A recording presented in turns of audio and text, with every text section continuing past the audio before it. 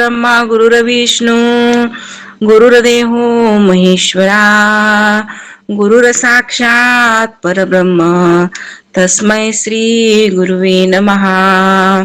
ब्रह्मानंदं परमसुखदं केवलं ज्ञानमूर्ती द्वन्द्वातीतं गगनसदृशं तत्त्वमस्यादिलक्ष्य एकं नित्यं विमलमचलं सर्वार्थी साक्षीभूतं भावारदितं त्रिगुणरहितं श्री सद्गुरुस्तन्नमामि. सच्चिदानंद सद्गुरुनाथ महाराज की जय. सद्गुरु मागीर महाराज की जय. सद्गुरु बाळासाहेब महाराज की जय. ब्रह्मीपुत्र रंगनाथ महाराज की जय. शांती ब्रह्म एकनाथ महाराज की जय. दासबोध दशक 11वा. समास पहिला. सिद्धांत निरूपण. आकाशापासून वायू होतो, हा तो प्रत्यय येतो. वायूपासून अग्नी जोतो, सावध ऐका.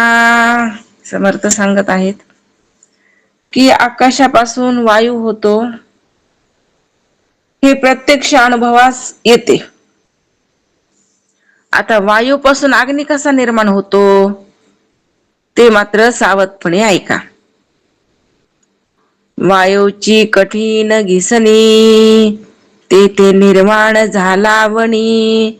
मंद वायू शीतळ पाणी तेथून झाले. वायूचे जे कठीण घर्षण होते, वायूमध्ये सुद्धा घर्षण होते आणि ते घर्षण होते तेव्हा तिथं अग्नी निर्माण झाला.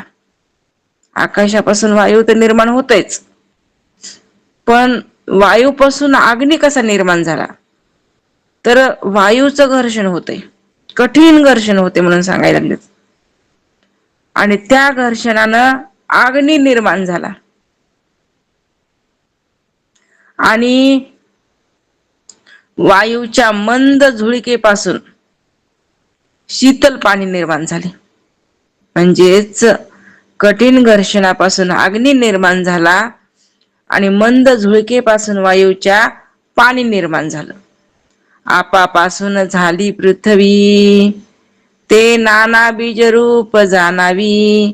बीजापासून उत्पत्ती व्हावी हा स्वभावची आहे.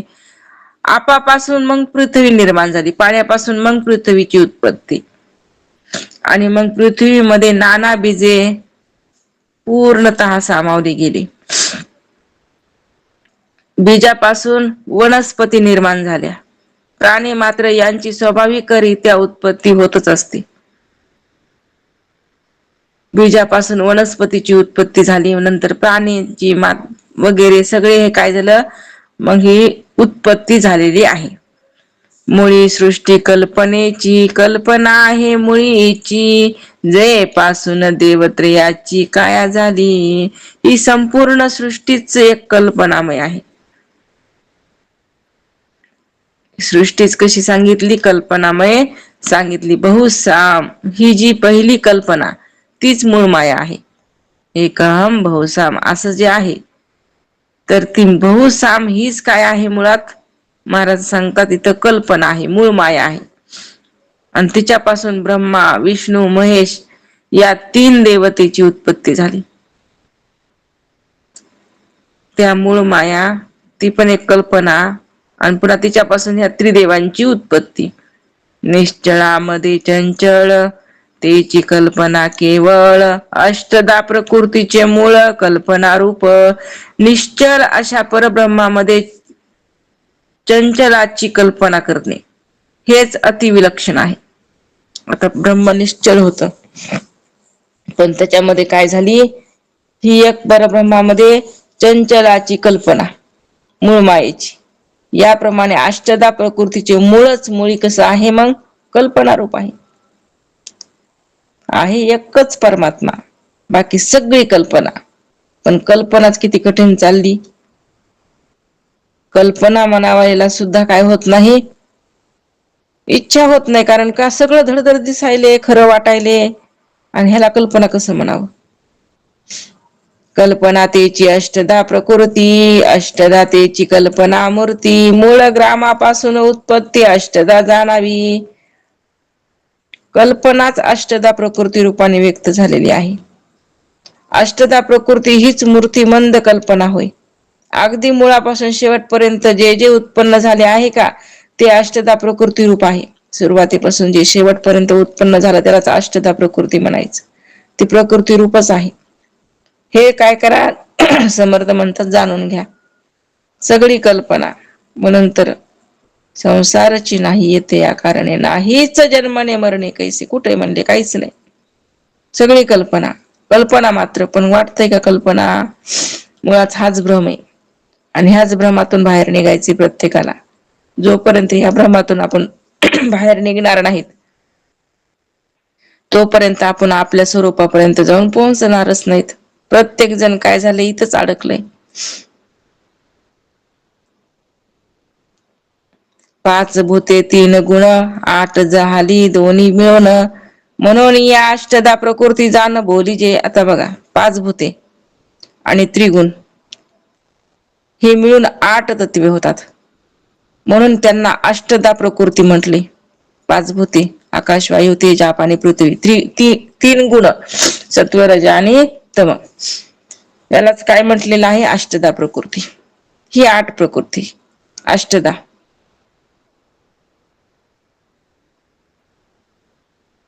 मग तिच्यापासून, त्या मूळ मायेपासून ही अष्टधा प्रकृतीची उत्पत्ती. मुळी कल्पना रूप झाली, पुढे तेची पावली, केवळ जडत्व आली सृष्टी रूपे. प्रथम कल्पनाच मूळ माया सूक्ष्म रूपाने उत्पन्न झाली. जी कल्पना आहे पहिली सुरुवातीला बहुसाम, हीच काय आहे? मूळ माया. तीच कल्पना रूप आहे.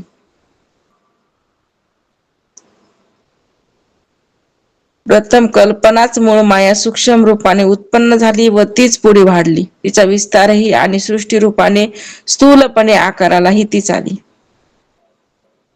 पहिले सूक्ष्म रूपानं झाली, नंतर स्थूल रूपानं प्रगटली. अशी ही मूळ माया. मुळी जहाली हे मूळ माया, त्रिगुण जहाले ते गुण माया, जडत्व पावली ती अविद्या माया, सृष्टी रूपे परत पुन्हा. मुळात जी स्फुरण रूपाने उत्पन्न झाली ती मूळ माया. बरं का, भगवंताच्या ठिकाणी मुळात जी स्फुरण एकहम भोसाम हीच मूळ माया सांगितली. आणि तिच्या ठिकाणी पुन्हा त्रिगुण प्रगटले. त्या मायेच्या ठिकाणी 3 गुण सत्व रज आणि तम. आणि मग ह्या 3 गुण, त्यालाच गुण माया म्हटलेलं आहे. आणि पुन्हा सृष्टी रूपाने जी जडत्वास प्राप्त झाली ती अविद्या माया. जी सृष्टी रूपाने जडत्वाचं रूप धारण जिनं केलं तिला अविद्या माया. 3 गुणात्मक जी प्रगट झाली ती गुण माया. आणि पहिल्यांदा प्रथम स्फुरणामध्ये जी उत्पन्न झाली ती मूळ माया. मूळ माया, गुण माया आणि अविद्या माया. पुढे चारी खाणी झाल्या, चारी वाणी विस्तारल्या, नाना योनी प्रगटल्या, नाना व्यक्ती. पुढं जीवाच्या 4 खाणी प्रगट झाल्या. 4 खाणी, अंडज, जारज, उद्बीज आणि स्वेदज. ह्या 4 खाणीची परत काय झाली? उत्पत्ती. मग 4 प्रकारच्या वाणी विस्तारल्या. मग 4 प्रकारच्या वाणी, परा पचिंती मध्यमा वैखरी. मग काय झाल्या? ह्या 4 वाण्याची उत्पत्ती विस्तारल्या. त्या परत अनेक योनी प्रगट झाल्या, नाना व्यक्ती प्रगट झाल्या. असे असंख्य जीव काय झाले म्हणले? निर्माण झाले. पहिल्यांदा अगदी निश्चल स्थिर असं चैतन्य, ते ब्रह्मचैतन्य. काहीच नाही, निर्गुण निराकार निरवयव असं असणार ब्रह्म. एकटच एक, सगळ्यांचा लय केला. कसा लय, परलय कसे झाले हे सांगितले. सगळ्यांचा लय झाला, काहीच उरलं नाही. फक्त एकच एक काय झालं? परब्रह्म शिल्लक राहिलं. आणि पुन्हा मग अजून परत त्याच्यापासून उत्पत्ती कशी, त्याचं वर्णन. त्यास कितीतरी वर्ष म्हणले ते ब्रह्म स्थिर तसंच पडून राहिलं. आणि मग नंतर त्याला काय झाली, इच्छा. एकहम बहुसा अशी इच्छा प्रगट झाली, तीच मूळ माया. 3 गुण उत्पन्न झाले, त्रिदेव. पुन्हा ते काय झाली, गुणमाया. आणि पुन्हा ही पूर्ण सृष्टीची उत्पत्ती केली, त्यालाच अविद्या माया. आणि आता त्याच्यापासून पुन्हा हे अनेक खाणी उत्पन्न केल्या. 4 प्रकारच्या खाणे, अनेक जीव त्या 4 खाण्या अंतर्गत. अशी ह्या सृष्टीची रचना काय करत आहेत समर्थ सांगायला लागले.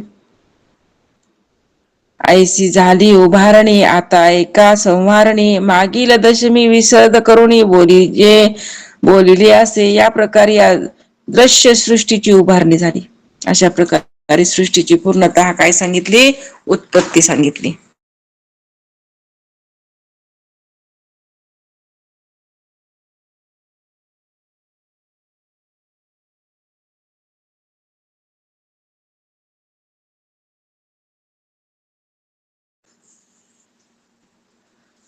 मग या प्रकारे पूर्ण दृश्य सृष्टीची उभारणी झाली, बघितली आपण. आता संवारही कसा प्रकारे झाला,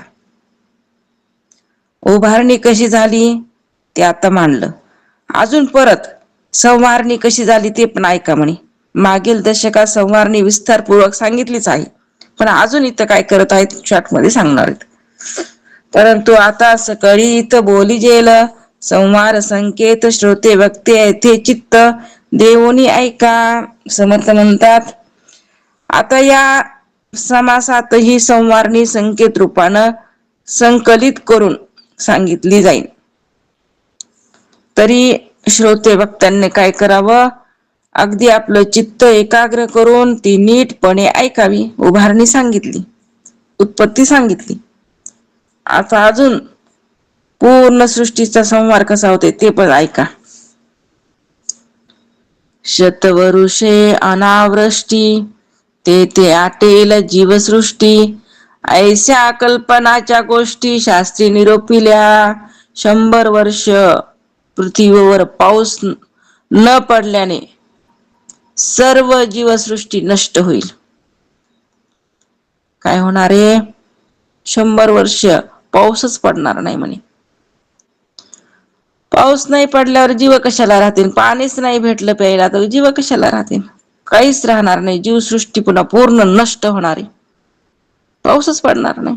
मग अशा प्रकारच्या कल्पनांच्या गोष्टी शास्त्रात वर्णन केल्या आहेत, म्हणून सांगितले 100 वर्ष पाऊस पडणार नाही. 12 कळी तपे सूर्य तेने पृथ्वीची रक्षा होय.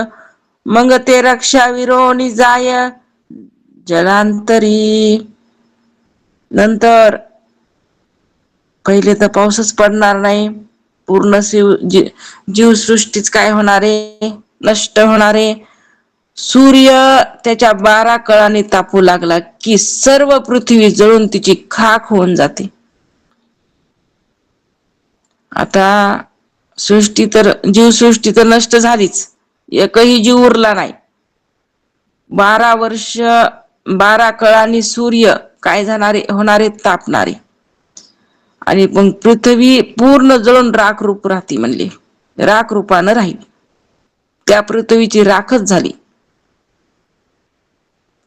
आणि परत महाप्रलयाच्या वेळी ती जळामध्ये पाण्यामध्ये विरून गेली पूर्ण पृथ्वी.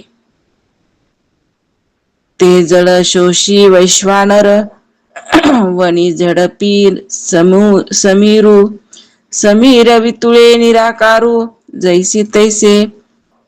अग्नीमुळं ते सर्व जल शोषलं गेलं, वायूमुळं तो अग्नीही विजून जातो. नंतर तो वायूही आकाशाच्या ठिकाणी लय पावतो आणि परब्रह्म मात्र निराकार जसेच्या तसेच असते. आता बघा, पहिल्यांदा सांगितलं 100 वर्षे पाऊस पडणार नाही, पूर्ण जीव नष्ट झाली. पुन्हा म्हणले सूर्य 12 वर्ष अगदी काय होणारी तापणारी, 100 वर्ष 12 कळानी तापणार सूर्य. अगोदर पाऊस पडणार नाही, त्यानं जीव नष्ट झाले. पुन्हा 100 वर्ष नुसतं हत्तीच्या सोंडासारखा पाऊस पडणार बर का. आणि पुन्हा सूर्य जे आहे ते 100 वर्ष 12 कळाने तपणार. सर्व म्हणले काय होणार, पण जळून खाकच होणार. आणि अग्नीमुळं काय झालं, सगळं जल जे होतं ते श्वसल्या गेलं. पुन्हा म्हणले सोसाट्याचा वारा, नुसता वाराच राहणार. मग तिथं काय नाही, अग्नी बी काय झाला, विजून गेला वाऱ्यामुळं. फक्त वारा राहिला 100 वर्ष. नंतर वायू ही आकाशाच्या ठिकाणी लय पावला, फक्त आकाश. आणि आता राहिलं शेवटी परब्रह्म. आकाशाची बी कल्पना राहिली नाही. आता फक्त काय राहिलं, निराकार परब्रह्म, जशाच्या तस. जशी उभारणी सांगितली तसा संवारही सांगितला. परत अजून मग एक हम बहुसा, पुन्हा अजून कल्पना, पुन्हा अजून काय झालं म्हणले, मूळ माया, पुन्हा गुण माया, पुन्हा अविद्या माया, पुन्हा अजून संवारण, पुन्हा अजून काय आहे उभारणी. असं कालचक्र सुरूच आहे बर का. असंच कालचक्र सुरूच आहे.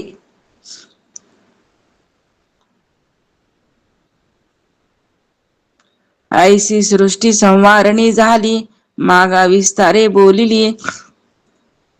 माया निरासे उरली स्वरूप स्थिती. या प्रकारे सृष्टीचा संवार कसा होतो हे पूर्वी विस्तारपूर्वक सांगितलंय. मायेचाही निराश झाला की केवळ निर्विकार स्वरूप स्थिती मात्र उरते.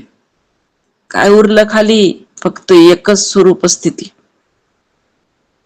ते बी उरलं म्हणायला बी जागा राहिली नाही,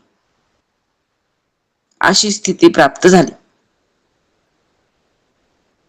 जेथे जीव शिव पिंड ब्रह्मांड आटोनी गेले थोतांड, माये अविद्येचे बंड वितळून गेले.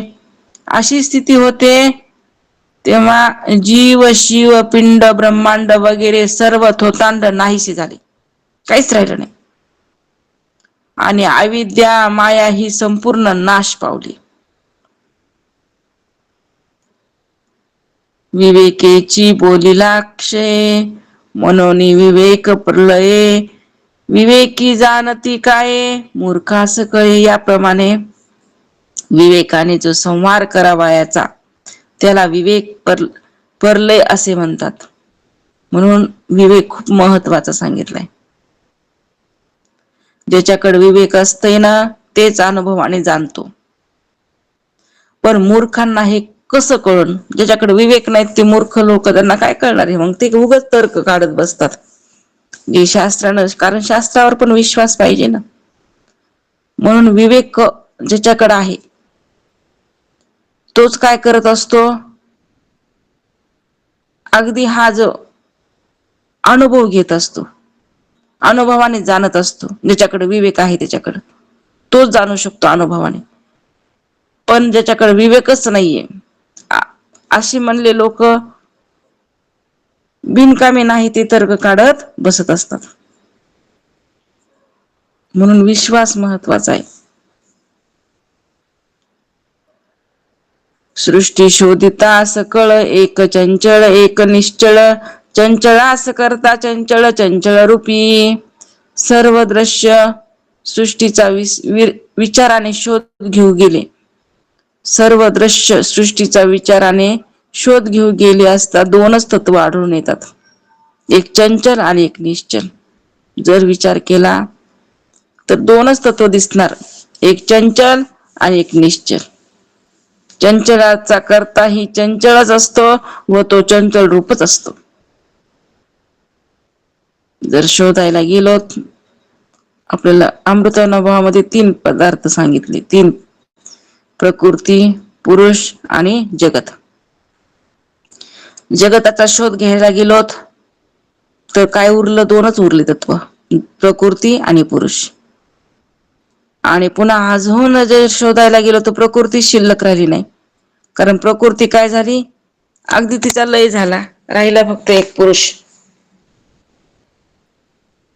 तसच इथं पण सांगत आहेत की पूर्ण जगाचा शोध घेतला तर दोनच वस्तू उरल्या, एक निश्चळ आणि दुसरी चंचल. जो सकळ शरीरी वर्ते सकळ कर्तृत्वास प्रवृत्ते करुणी अकरता हा वर्ते शब्द जया. जो सर्वांच्या शरीरात प्रेरणा देतो ना, सर्व कर्तृत्व ज्याच्यामुळे घडतं त्यालाच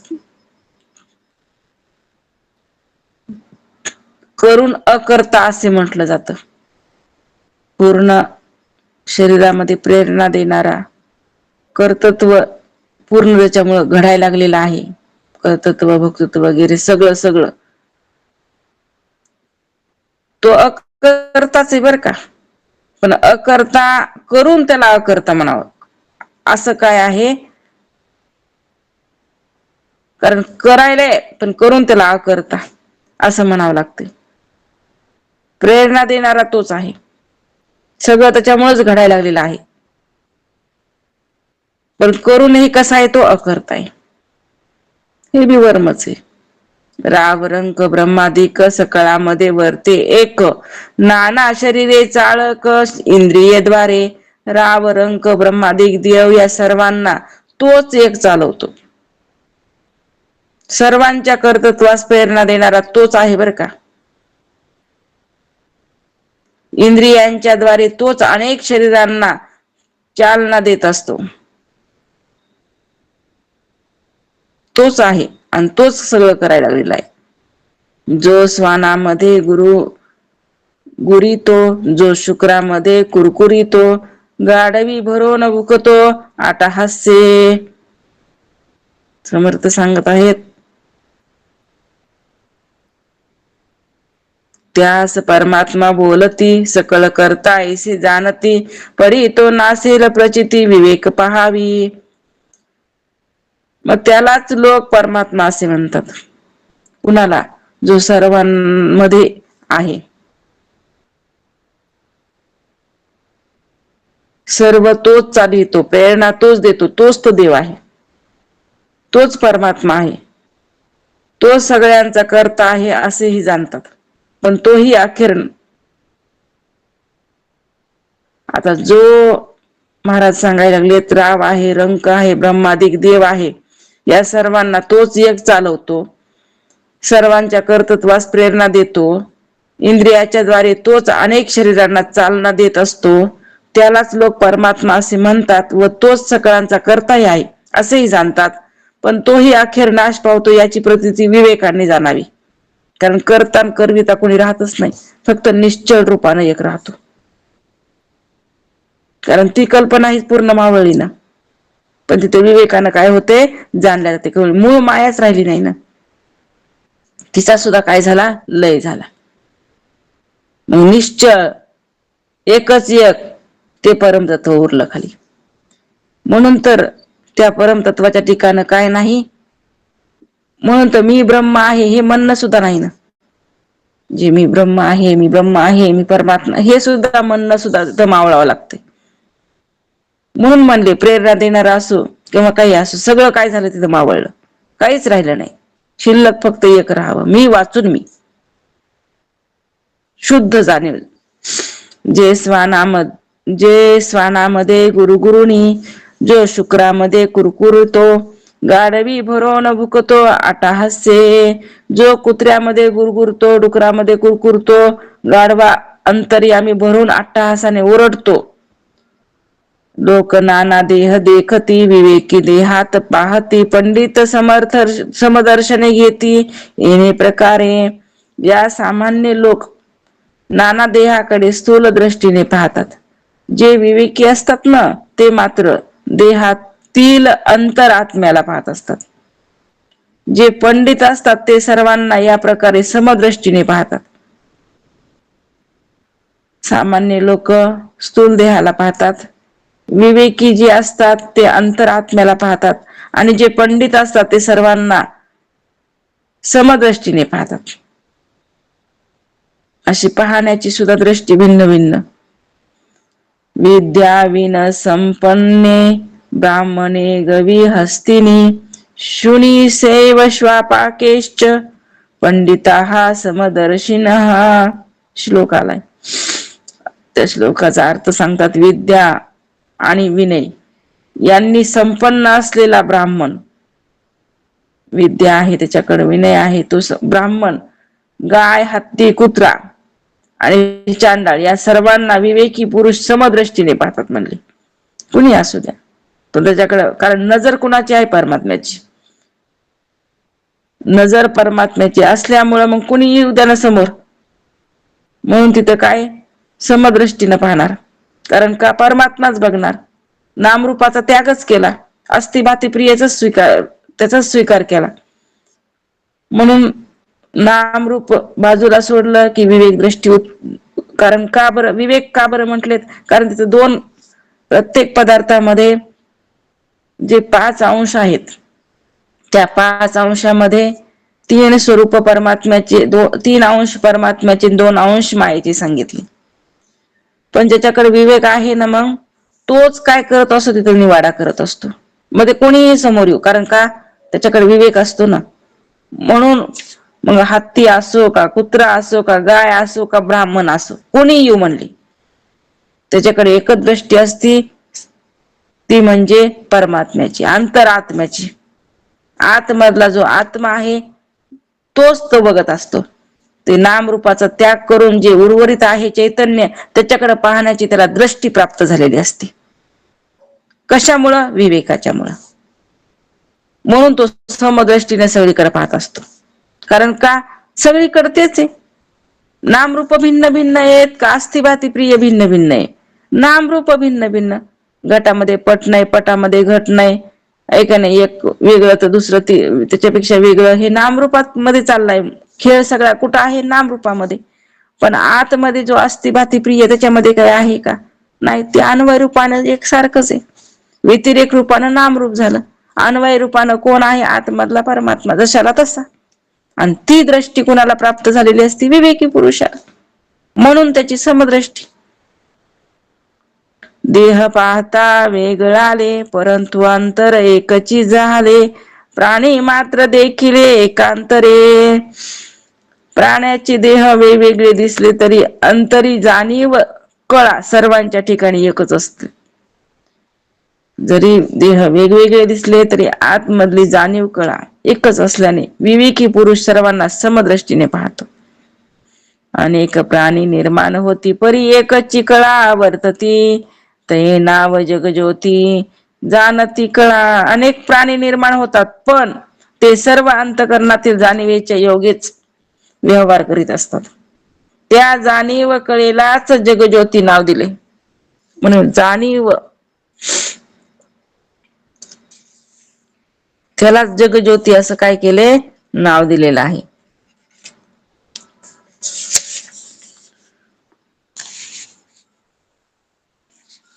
श्रोत्री नाना शब्द जाणे, त्वचेमध्ये शीतुष्ण जाणे, चक्षुमध्ये पाहो जाणे नाना पदार्थ. सर्व प्राणी कानाने शब्द ऐकून जाणून घेतात. त्वचेच्या योगे त्यांना शीत उष्ण याचं ज्ञान होतं प्रत्येकाला. डोळ्याच्या योगाने सर्व प्राणी नाना पदार्थ पाहत असतात. रसनेमध्ये रस जाणे, घ्राणामध्ये वास तो जाणे, कर्म इंद्रियामध्ये जाणे नाना विषय स्वाद. जिभेच्या योगे त्यांना रसाची जाणीव होते प्रत्येकाला. नाकाच्या योगे निरनिराळी वास घेता येतात. कर्म इंद्रियाच्या योगे नाना विषयांचा स्वाद ते घेतात. कर्म इंद्रिय विषयाकडे ओढलेले आहेत ना, आणि त्या विषयाचा स्वाद मग घेतात म्हणले.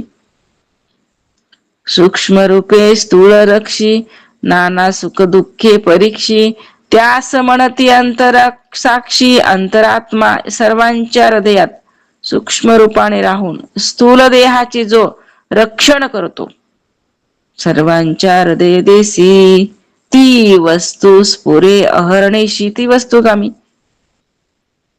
ज्ञानेश्वरीमध्ये ज्ञानेश्वर महाराज तेच सांगायले, सर्वांच्या हृदयामध्ये मीच आहे. सर्वांच्या हृदयात कोण आहे? तर परमात्माच आहे.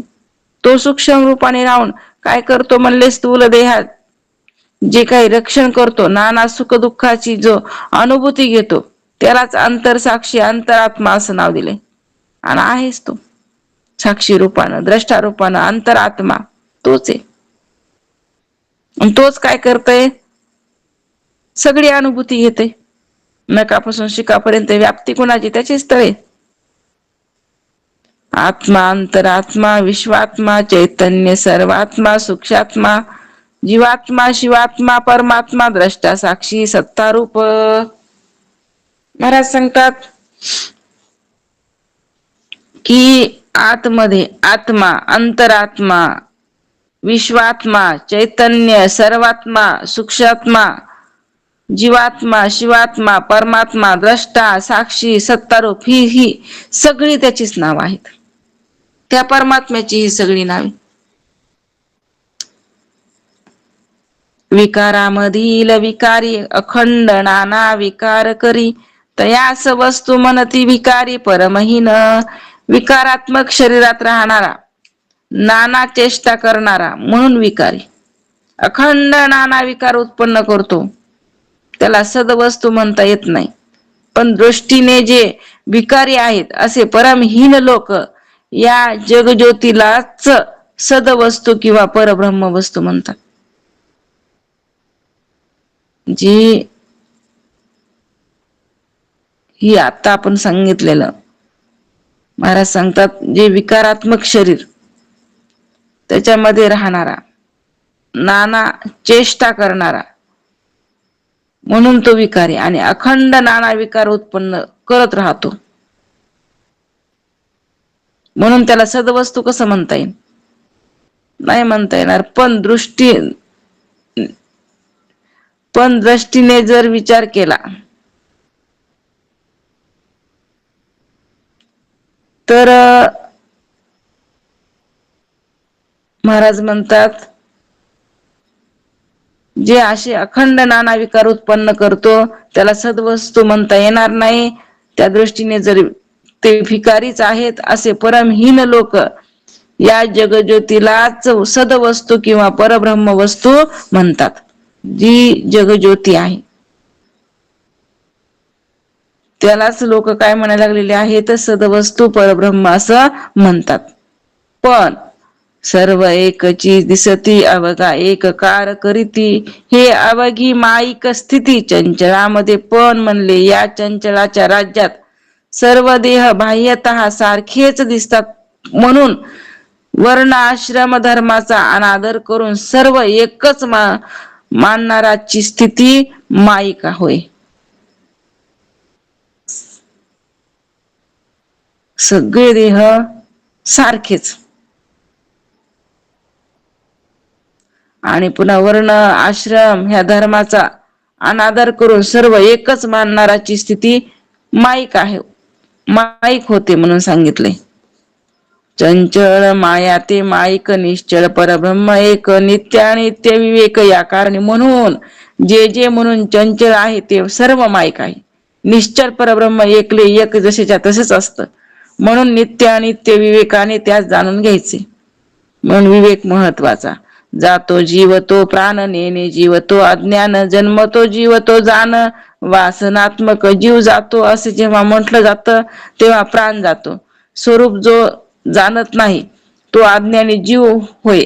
ज्यास जन्म असतो तो वासनात्मक जीव म्हणावा. ज्याला जन्म मरण आहे तो त्याच्या वासना शिल्लक राहिल्यात म्हणून त्याला वासनात्मक जीव म्हटलेला आहे, आणि तोच जाणारा येणारा ठरत असतो. ऐके जीव तो ब्रह्मांश जेथे पिंड ब्रह्मांड निरास, येथे सांगितले विशेष चत्वार जीव स्वरूपी ज्याचे ऐक्य झाले आहे तो जीव ब्रह्मांश झाला. आता जीव आहेत जे जाणारे येणारे आहेत, जन्मणारे मरणारे आहेत, वासनात्मक जीव आहेत. पण ज्या जीवाचा ब्रह्मामध्ये ब्रह्मांश होतो तेथे पिंड ब्रह्मांडाचे निरसन झालेले असते. पिंड आणि ब्रह्मांड पूर्ण काय झालं तिथं विरून गेलं आणि एकच ब्रह्मतत्व राहिलं. मग त्या जीवाला याप्रमाणे काय होणार नाही, ब्रह्मांश झाला, तो ब्रह्माच्या अंशामध्ये स्थिर झालेला आहे, त्याला ब्रह्मच म्हणावं. याप्रमाणे हे जीवाचे 4 विशेष प्रकार सांगितलेले आहेत. असो हे अवघे चंचल, चंचल जाईल सकळ, निश्चल ते निश्चल आदी अंती. असो म्हणले हे सर्व चंचल आहे व जे जे चंचल असते ते शेवटी नाश पावते, आणि जे निश्चल असते ते आदी अंती जसेच्या तसेच निश्चलपणाने राहत असते. आद्य मध्य अवसान जे वस्तू समान, निर्विकार निर्गुण निरंजन निसंग निष्प्रपंच. जी परब्रह्म वस्तू आहे ती आधी मध्ये आणि अंती सदा सर्व काळ समानच असते. परब्रह्म वस्तू आधी असो मध्य असो अंती समानच असते. निर्विकारी निर्गुण निरंजन निसंग आणि निष्प्रपंच असते. तिलाच काय म्हटले? निर्विकार, तिलाच निर्गुण, तिलाच निरंजन, तिलाच निसंग निष्प्रपंच असं काय केलेलं आहे? त्या वस्तूला म्हटलेलं आहे. उपाधी निरासे तत्वता जीव शिवास ऐक्यता विवंचून पाहो जाता उपाधी कैसी. जीवाची उपाधी अविद्या माया, शिवाची उपाधी विद्या माया, या दोन्ही उपाधीचा तत्वज्ञानाने निराश झाला असता जीव शिवाची ऐक्यता घडून येते. ज्या दिवशी अविद्येचा निराश झाला त्या दिवशी उर्वरित चैतन्य एक, चैतन्य इकडं कुटस्थ चैतन्य, तिकडं ब्रह्म चैतन्य, उपाधीचा वाद झाल्यावर बरं का, मग काय उरतंय? शेवटी एकच चैतन्य. म्हणून नीट विचार करून पाहिल्यावर उपाधीच राहत नाही, पूर्ण उपाधीचाच नाहीसा पूर्ण नायनाट होत असतो. विचार केल्यावर हे विकळून येतं. असो जाणणे तितुके ज्ञान, परंतु होते विज्ञान मन ओळखावे उन्मन कोण्या प्रकारे. म्हणून म्हणले हे सर्व जाणणे यास ज्ञान म्हणतात. परंतु ज्ञानाचे अनुभवात रूपांतर झाल्यावर मग त्याला विज्ञान असं नाव दिलं. उन्मन म्हणजे मनाला लय ज्या अवस्थेत होतो ती स्थिती होय, आणि त्या स्थितीचा परिचय मनाने कसा बरे होऊ शकेल? आता बघा, ज्ञान पहिल्यांदा झालं. आतापर्यंत जे सांगितलं, उपाधीचा निराश करा, कशा कशामध्ये निर्गुण परमात्मा आहे, जाणीव कुणाची आहे, कशी आहे, सगळ्यामध्ये जाणणारा तोच परमात्मा आहे. मूळ मायेचं स्वरूप कसं आहे, त्याच्यापासून कशी उत्पत्ती वगैरे, हे सगळं आतापर्यंत जाणून घेतलं, त्यालाच तर ज्ञान म्हणायचं. परंतु ज्ञानाचे अनुभवात रूपांतर झाल्यावर मग त्याला विज्ञानाचं नाव दिलं. आणि मग नंतर उन्मन म्हणजे मनाचा ही लय ज्या अवस्थेमध्ये होतो ती स्थिती होते, त्या स्थितीचा परिचय मनाने कसा बरे घ्यायचा ते आता आम्हाला सांगा.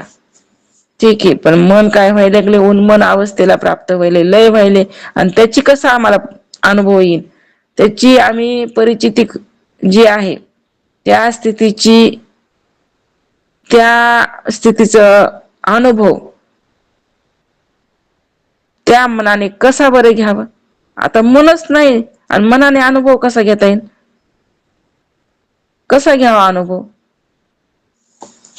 तर समर्थ सांगतात, वृत्ती न कळे निवृत्ती, गुणास कैसी निर्गुण प्राप्ती, गुणातीत साधक संती विवेकी केले. जोपर्यंत वृत्ती शिल्लक असते ना तोपर्यंत निवृत्ती म्हणजे काय हे कळू शकत नाही बरं का.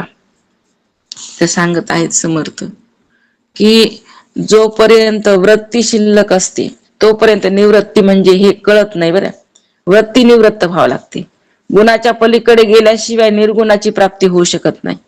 आणि संत असतात ते विवेक जागृत करून साधकांना गुणातीत करत असतात. संतांच्या ठिकाणी विवेकच असतो आणि ते विवेक काय करतात? संत महात्मे साधकाला प्राप्त करून देत असतात. आणि त्या विवेकाच्या दृष्टीनेच मग काय होत असतंय? गुणाच्या पलीकडं, त्या वृत्तीच्या पलीकडं कसं जायचं हे कळत असतंय. म्हणून तर संतांचं खूप उपकार येतं की तेच काय करतात? आपल्याला कळून देत असतात. नाही तर आपल्याला काय कळणार आहे? श्रवणा परीस मनन सार, मनने कळे सारा सार, निज ध्यास साक्षात्कार निसंग वस्तू.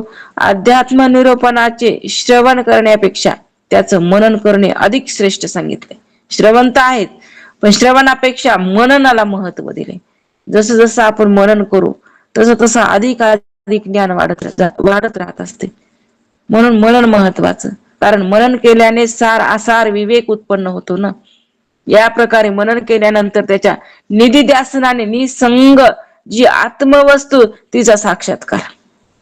श्रवण केलं सोडून द्यायचं नाही, त्याचं मनन करायचं.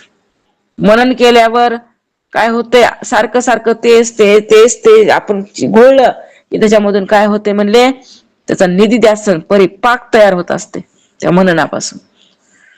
आणि मग निधिध्यासन झाल्यामुळं, सारखं सारखं चिंतन घडल्यामुळं, निधिध्यासन झाल्यामुळं मग म्हणले तिथं साक्षात्कार प्राप्त होत असते. दूध नुसतं घोटलं, ऐका नाही, घोटलं नुसतं तपून ठुलं ते वेगळाच प्रकार. त्याला मग तापविलं, तापून त्याचा पुन्हा काय झाला, खवा झाला. पुन्हा अजून स्वादिष्ट झालं का नाही. नुसतं घट्ट झालं, त्याच्यामध्ये काजू बदाम टाकून ते वेगळीच चव. नुसतं तपविलं त्याची वेगळीच चव. पण जेव्हा त्याला पूर्णच तापून त्याचा खवा केला त्याची वेगळीच चव. तसंच आहे ना, अगोदर श्रवण केलं, पण श्रवणाचं पुन्हा घोटावं लागन, त्याचं मनन करावं लागन. मनन केल्याच्या नंतर म्हणले, मग निधिध्यासन केल्याच्या नंतर साक्षात्कार आहे. त्याच्या पुढे नाही मग काही. साक्षात्कार झाला की झालं ना, पण त्याच्याकरता मनन निधिध्यासन करणं गरजेचं. म्हणून महाराज इथं म्हणतात की निर्गुणाच्या ठिकाणी अध्यात्म निरूपणाचे श्रवण करण्यापेक्षा त्याचं मनन करणे अधिक श्रेष्ठ सांगितलं. मनन केल्यानेच असार विवेक उत्पन्न होतो. मनन केल्यानंतर त्याचा निधिध्यासन आणि निसंग जो आत्मवस्तू आहे तिचा त्या आत्मवस्तूचा काय होतोय, साक्षात्कार झाल्याशिवाय राहत. पण कशाला, निधिध्यासनाला. म्हणून निधिध्यासनाला पण अनात्मकार वृत्तीचा परित्याग करून आत्मकार वृत्ती अंतःकरणामध्ये स्थित करण्याची ताकद ह्या निधिध्यासनामध्ये असते. म्हणून निधिध्यासन करणं महत्वाचं आहे.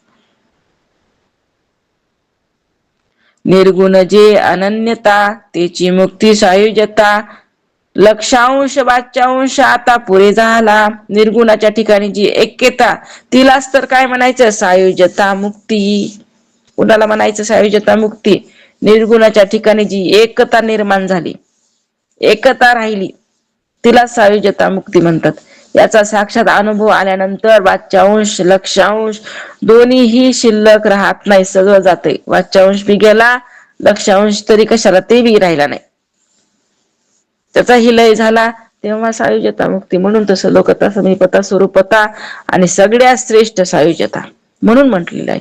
कारण का, हिच्या पुढं काय नाही, काहीच नाही. सायुज्यता मुक्ती प्राप्त झाली की झालं, कारण ऐक्यता झाली. निर्गुणाच्या ठिकाणी जी ऐक्यता होणं, तिलाच तर सायुज्यता म्हणतात. मग काही नाही, मग बाकीच्या स्वरूपता सलोकता समीपता हे काही नाही म्हणले. ह्याचं स्वरूप कसं आहे, पुनरावृत्ती आहे तिथं, पण इथं नाही ना. म्हणून ह्या सायुज्यतेला काय केलेलं आहे, श्रेष्ठत्व दिलेलं आहे. आणि ही सायुज्यता मुक्ती प्राप्त करण्याकरता आलिंगन घडे, मोक्ष सायुज्यता जोडे, ऐसा संतांचा महिमा, झाली बोला याची सीमा. मग संतांचा इथं महिना, कारण संतांशी आलिंगन घडलं कीच ही सायुज्यता प्राप्त होते, अन्यथा नाही. अलक्षी राहिले लक्ष, संत कुणाला म्हणायचं? संत म्हणजे कोण? हा निर्गुण निराकार निरवयव परमात्मा, त्याला संत म्हणले. त्याच्याशी आलिंगन द्यायचे बरं का, तेव्हा ही सायुज्यता प्राप्त होणार आहे. अलक्षी राहिले लक्ष, सिद्धांती कैसा पूर्व पक्ष, अप्रत्यक्षास कैसे प्रत्यक्ष असून नाही. समर्थ म्हणतात, अलक्षाच्या ठिकाणी लक्ष विरून जाते. सिद्धांतापुढे पूर्व पक्ष कसा टिकणार? इतरांना प्रत्यक्ष वाटणारी माया जो साक्षात्कारी झालाय त्याला दिसणार तरी कशी? जे इतक्या दिवस माया दिसायची, पण ज्याला साक्षात्कार झालेला आहे त्याला आता माया दिसतच नाही, परब्रह्म दिसते. अगोदर दिसायचं काही बाई, आता काही बाई दिसतच नाही. आता डायरेक्ट परमात्माच, जे दृष्टी दिसे ते हरिरूप. कारण का, ज्ञानांजन काय झाले, डोळ्यामध्ये घातलेलं आहे. ज्ञानांजन एक वेळा डोळा घाली आढळती, मीर दुःख गेले फिटले भ्रांतीचे पडळ. सगळी भ्रांतीच काय झाली, आता निवृत्त झाली. पण केव्हा? ज्ञानांजन डोळ्यात घातल्यावर. काही बाई दिसना, केवळ परमात्मा दिसायला लागलेला आहे ज्ञानांजन डोळ्यात घातल्यावर. आणि तेच आपलं कार्य सुरू आहे बरं का. म्हणून इतरांना प्रत्यक्ष वाटणारी माया जो साक्षात्कारी झाला त्याला दिसणार नाही, त्याला ती असून नसल्यासारखी वाटन. कुणाला? ज्याला साक्षात्कार झालेला आहे त्याला.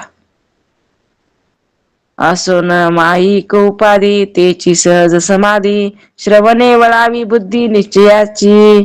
या प्रकारे याप्रमाणे जो आत्मानुभवी आहे ना त्याला मायारूपी उपाधी असून नसल्यासारखी असते. उपाधी असून नसल्यासारखी तो नित्य सहज समाधीत लीन असतो. कारण एवढं ज्ञान झालेलं असते.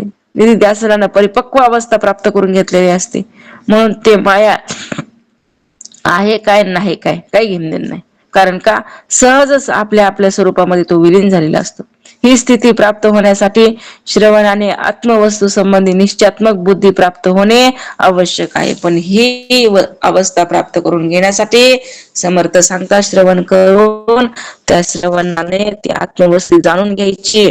त्याचं मनन निधिध्यासन करायचं. निश्चयात्मक बुद्धी तिथं प्राप्त करून घ्यायची. जर आपण श्रवण केलं तर तिथं बुद्धी आपली निश्चयात्मक होऊ शकत नाही, डगमगते. पण आपण त्याच मनन केल्याच्या नंतर निश्चय वाढायला सुरुवात होते. आणि निधिध्यासनात निधिध्यासन केलं निधिध्यासनाने तर परिपक्व अवस्था प्राप्त होत असते. अशा रीतीनं समर्थ म्हणतात असं जर केलं नक्कीच तुम्हाला तिथं साक्षात्कार झाल्याशिवाय राहणार नाही. इति श्रीदास बोधे गुरु शिष्य संवादे सिद्धांत निरूपण नाम समास पहिला समाप्त. दशक 11 मधला समास पहिला तो इथं काय झालेला आहे, सिद्धांत निरूपण इथं केलेला आहे, ते इथं संपला. अवधूत चिंतन श्री गुरुदेव दत्त सच्चिदानंद सद्गुरुनाथ महाराज की जय. सद्गुरु मागीर महाराज की जय. सद्गुरु बालासाहेब महाराज की जय. ब्रह्मीभूत रंगनाथ महाराज की जय. शांती ब्रह्म एकनाथ महाराज की जय. ओम पूर्णमद पूर्णमिदं पूर्णात् पूर्णमुदच्यते पूर्णस्य पूर्णमादाय पूर्णमेवावशिष्यते. मनोबुद्ध्यंकार चित्तानि नाहं न च श्रोत्रजिह्वे न च घ्राणनेत्रे न च व्योम भूमिर्न तेजो न वायु चिदानन्दरूप शिवोऽहं शिवोऽहं.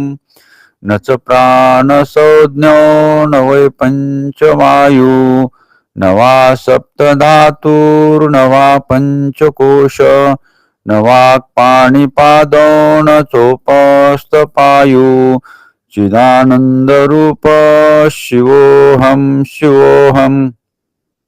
न मे द्वेषरागो न मे लोभमोहो मदो नैव मे नैव मात्सर्यभाव न धर्मो न चार्थो न कामो न मोक्ष चिदानन्दरूप शिवोऽहं शिवोऽहं. न पुण्यं न पापं न सौख्यं न दुःखं न मन्त्रो न तीर्थ न वेदा न यज्ञाः अहं भोजनं नैव भोजनं न भोक्ता चिदानन्दरूप शिवोऽहं शिवोऽहं. न मे मृत्युशङ्का न मे जातिभेद पिता नैव मे नैव माता न जन्म न बन्धु न मित्र न गुरुणैव शिष्य चिदानन्दरूप शिवोऽहं शिवोऽहं.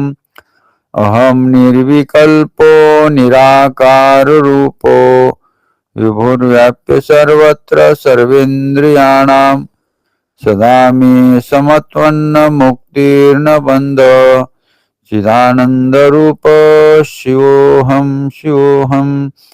चिदानन्दरूप शिवोऽहं शिवोऽहं.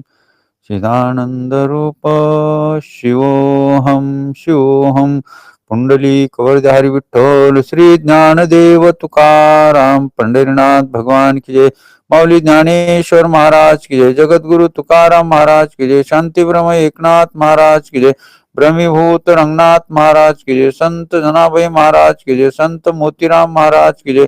संत मारुतराव महाराज की जय. अवधूत चिंतन श्री गुरुदेव दत्त सच्चिदानंद सद्गुरुनाथ महाराज की जय. सद्गुरु उमागिर महाराज की जय. सद्गुरु बालासाहेब महाराज की जय. सद्गुरु विवेकानंद महाराज की जय. सद्गुरु मोरेताई महाराज की जय. सब संतन की जय.